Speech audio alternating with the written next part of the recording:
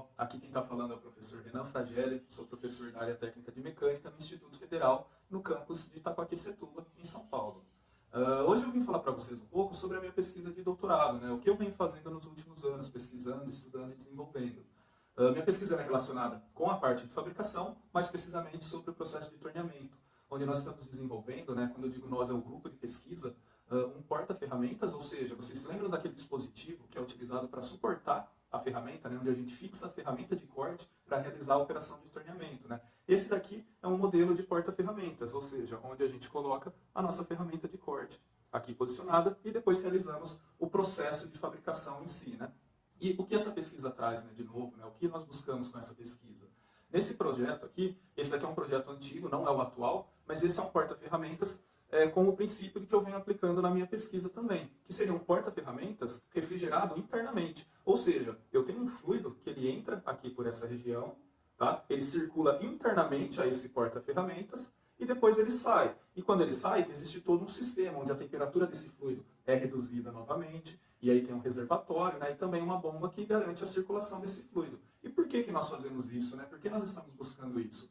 No processo de usinagem, é muito comum a utilização do fluido de corte, o que é bom, é algo legal. Porque o fluido de corte, eu não sei se vocês se lembram das disciplinas, né, nos seus estudos, mas o fluido de corte, ele garante a lubrificação, ele garante a refrigeração e, além disso, ele ainda tem uma função de limpeza da região de corte e também para evitar a oxidação de componentes, tanto da máquina que está sendo utilizada, né, da máquina-ferramenta, assim como a oxidação da peça que está sendo usinada. Tá? E isso é um ponto positivo para o fluido de corte. Mas, quando a gente pensa na parte negativa dele, o que acontece? Uma empresa, a partir do momento que ela passa a utilizar o fluido de corte, existe um custo envolvido, tanto para a aquisição do fluido de corte, assim como para a eliminação dele. Depois que a indústria utilizou, ela não pode simplesmente jogar esse fluido de corte no ralo. Ela tem que destinar isso de uma forma correta. Ou seja, então nós temos gasto. Mais além, quando esse fluido de corte não é descartado da forma correta, a gente tem prejuízos ambientais. E é o que infelizmente acontece muitas vezes. Esse fluido de corte ele é simplesmente jogado no ralo, tá? E aí ele cai na nossa rede hídrica e acaba contaminando, poluindo ali o meio ambiente. E por fim, tem a questão do operador. Aquela pessoa que vai estar diariamente ali utilizando esse fluido de corte e no processo de usinagem, no momento da usinagem, além do contato com a pele, que é algo que acaba acontecendo, é inevitável, esse fluido de corte, ao entrar em contato com a ferramenta de corte, no processo de usinagem, ele vaporiza. E a pessoa que está ali operando a máquina, ela passa a respirar esses gases, né, esse vapor. E tudo isso acaba afetando negativamente a saúde do operador. Então, o que nós buscamos com essa pesquisa? Né? Quando eu digo nós, eu, o grupo de pesquisa de que eu participo, meu orientador que guia todos os trabalhos executados, né? A gente busca, nessa circulação desse fluido que vai estar circulando, né, internamente ao porta-ferramentas, a utilização, isso é a inovação da minha pesquisa de doutorado, né? Tanto de um projeto novo, de um novo porta-ferramentas, mas também a utilização de um fluido que circula internamente, que não é o fluido de corte, muitas vezes as pessoas confundem com isso, mas sim um nanofluido, ou seja, um fluido refrigerante com a adição de nanopartículas. E essas nanopartículas são adicionadas justamente porque a gente busca otimizar, ou seja, aumentar ainda mais a capacidade desse fluido que circula internamente de reduzir a temperatura da minha ferramenta de corte. Quanto mais eu reduzir a temperatura dela, teoricamente, maior vai ser a vida dessa ferramenta, mais material eu vou conseguir remover. E além disso, a gente também estuda a aplicação de um efeito que se chama efeito eletrohidrodinâmico, que é um efeito onde a gente aplica um campo elétrico aqui na região interna a esse porta-ferramentas,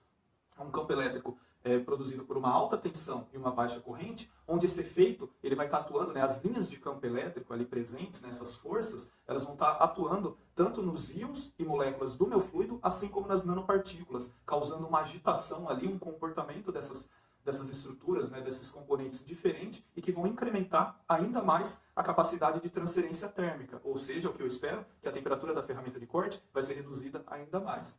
Então, e por fim, como essa pesquisa, né, a gente está realizando uma investigação, uma análise, se vale a pena ou não esse nanofluido ou esse fluido circulando internamente, a aplicação ou não do campo elétrico, por fim, a gente vai utilizar quais parâmetros, né, para conseguir comparar?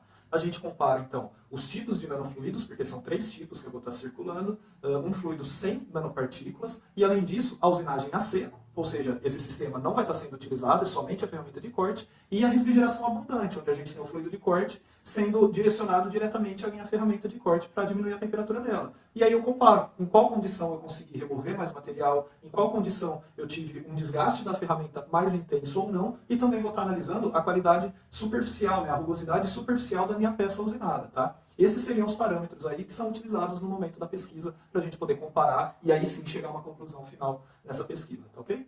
Então, espero que tenha ficado claro, expliquei de uma forma sucinta, um pouco mais rápida, mas espero que vocês tenham entendido e tenham gostado. Essa é a minha pesquisa de doutorado que eu realizo aqui na Unesp de Bauru, tá bom? Um abraço a todos e até a próxima.